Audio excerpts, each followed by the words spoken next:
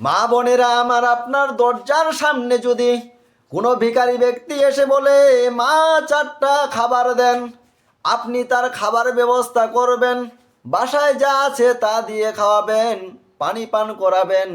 সেই ব্যক্তি খাদ্য খাওয়ার পর আল্লাহর প্রশংসা জ্ঞাপন করে আপনার জন্য 2টি হাত তুলে দোয়া করবে, আল্লাহ, যে আমাকে খাবার খাওয়াইলো তুমি তাকে খাওয়াও, যে আমাকে পান করালো আল্লাহ তুমি তাকে পান করাও, তার রিজিকের বরকত দাও। এরকম করে খোলা মনে আপনার জন্য দোয়া করবে, আল্লাহ তার দোয়া কবুল করে নিবে। আমার ভাইয়েরা ও আমার বোনেরা, আমার মায়েরা, একটু খেয়াল করে শুনেন। আল্লাহর নবীর কাছে এক ব্যক্তি এসে বলল, ইয়া রাসূল আল্লাহ, ইসলামের কোন কাজ উত্তম? ক্বালা তুতিমুত্তাম।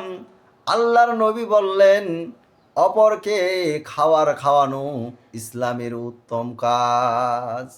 তুমি যদি কোনো ব্যক্তিকে খাদ্য খাওয়াই, তার মনের তৃপ্তি দিতে পারো, আর সে আল্লাহর দরবারে দোয়া করে, তাহলে তুমি ইসলামের উত্তম কাজ করেছ।